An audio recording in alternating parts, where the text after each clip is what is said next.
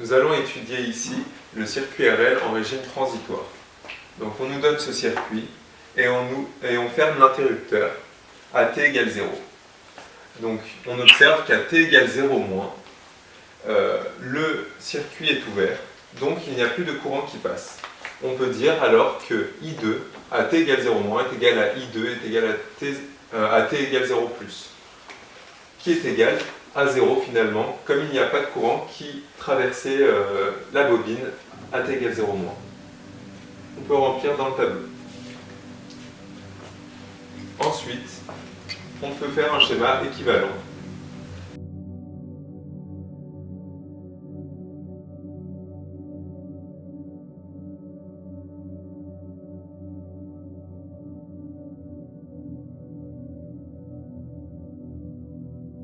Donc, on voit bien que I2 est égal à 0.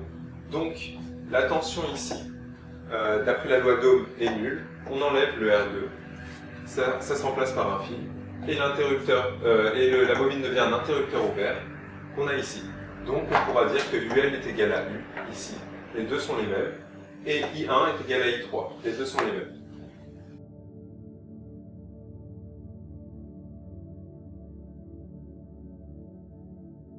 On voit bien qu'il y a deux résistances en série, donc on peut appliquer le diviseur de tension. U est égal à E fois R3 sur R1 plus R3. Ensuite, on a une loi d'Ohm ici, donc on peut calculer I1 directement, et I3. I1 qui est égal à I3, qui est égal à, d'après la loi d'Ohm, U sur R3, qui est égal à finalement R3 sur R1 plus R3 fois 1 sur R3. Donc le 1 sur R3 c'est ce R3 là. Ça on a remplacé avec un E. Et donc ça donne E sur R1 plus R3.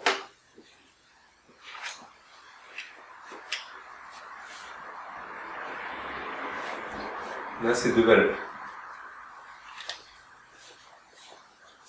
Maintenant, je vais remplacer par les valeurs numériques dans le tableau.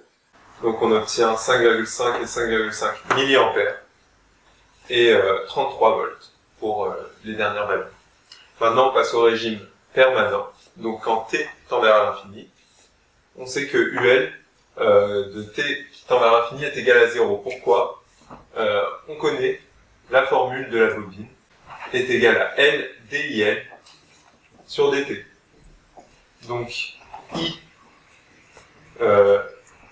devient constant, donc la dérivée est nulle, donc UL est égal à 0, en régime permanent. Donc on peut faire le schéma équivalent. On a donc le circuit équivalent ici, et on voit bien que UL est égal à 0, donc on a remplacé la bobine par un fil. Donc on peut effacer déjà ce UL égale 0 et le noter dans le tableau.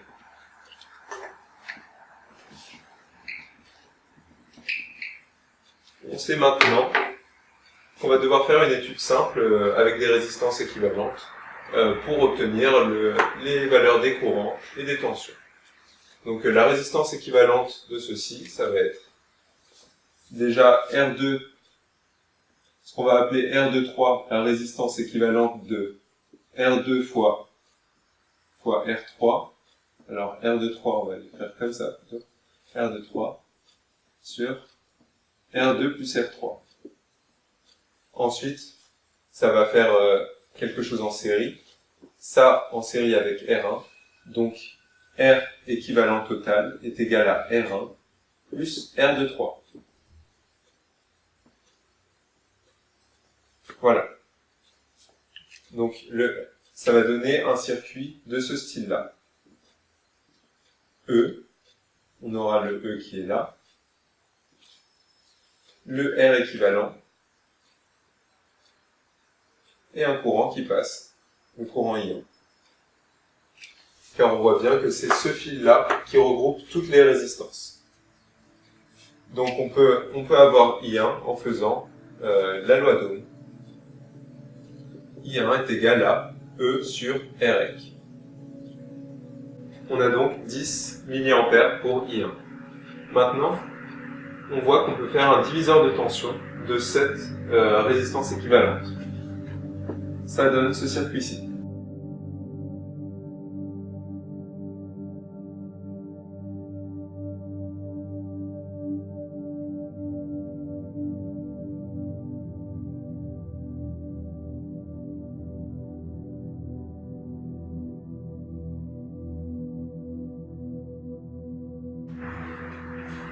Donc le circuit qu'on a ici, on peut l'exploiter pour faire une résistance équivalente.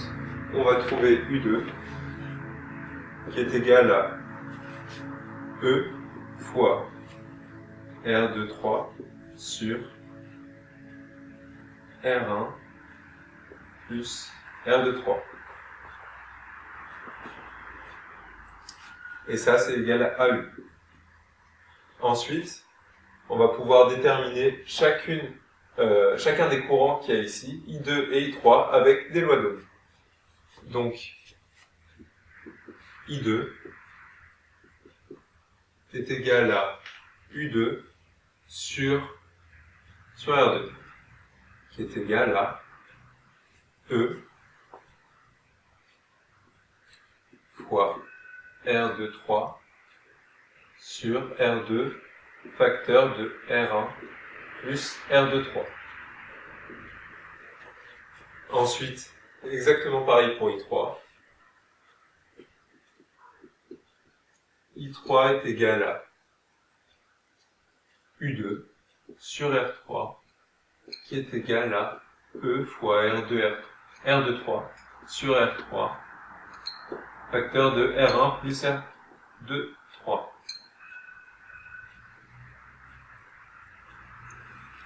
On a donc les trois résultats qu'on va devoir mettre en application numérique.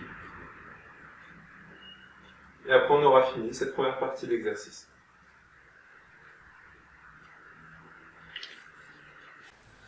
On a donc les valeurs numériques suivantes pour I2, I3 et U. Donc le tableau est rempli. On peut passer à la question 2, qui est de résoudre l'équation différentielle. Donc, pour cette équation différentielle, ça va être exactement pareil que le circuit RC en régime transitoire. Donc je vous invite à regarder pour plus d'explications l'exercice sur le circuit RC en régime transitoire. Donc passons au calcul.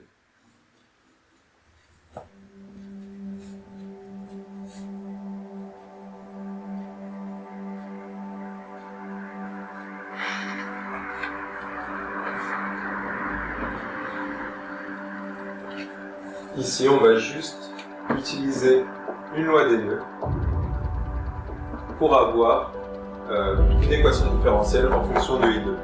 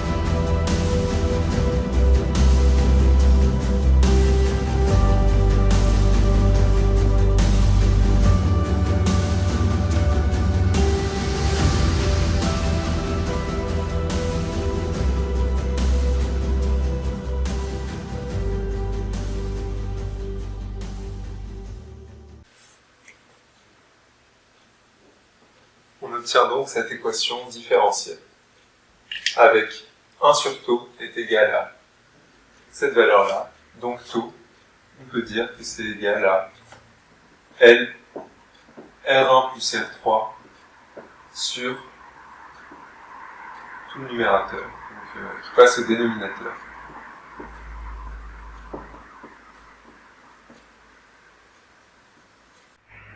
On doit maintenant déterminer la solution de cette équation différentielle, donc la solution I2.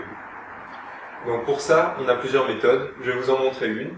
Alors c'est en passant par la solution homogène et la solution particulière qu'on additionne pour obtenir la solution finale.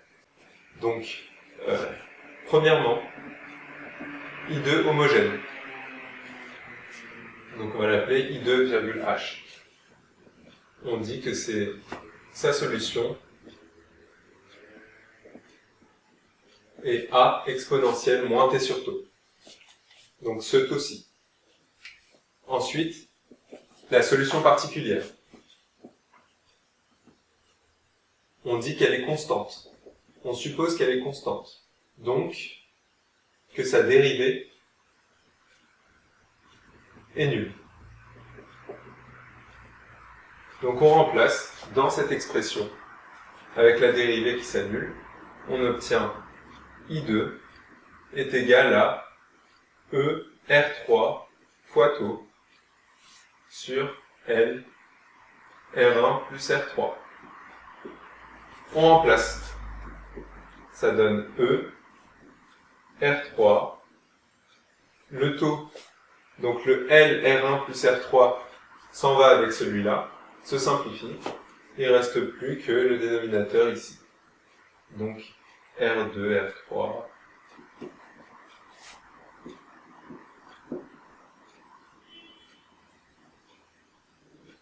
Voilà.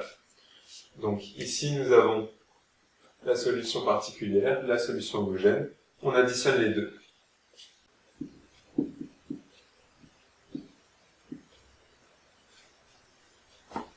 Avec les conditions initiales, maintenant, on va pouvoir déterminer la valeur de A pour avoir l'expression générale. Donc la condition initiale, on l'a déterminée au début, c'est à t égale 0. Donc I2 à t égale 0 est égal à 0, donc ça va. On peut remplacer ça par 0. Donc à t égale 0, on remplace aussi le t par 0. On obtient, alors à t égale 0, I2 qui est égal à 0, donc 0 est égal à A. Exponentielle 0, ça donne 1, plus ER3 sur ce dénominateur qu'on va mettre en parenthèse. On va l'appeler parenthèse. Voilà. Donc A est égal à l'opposé de cette valeur-là. On peut donc déduire l'équation générale I2 de t qui est égale à... Donc on peut factoriser. Si on obtient deux fois la même chose ici et ici, comme on a remplacé A par la même chose, et ben on obtient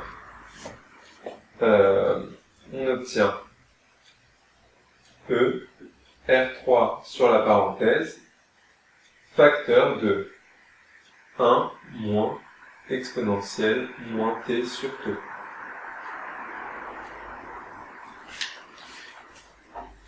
Et ça, c'est notre expression générale. Avec, n'oubliez pas la parenthèse, c'est ce dénominateur-là.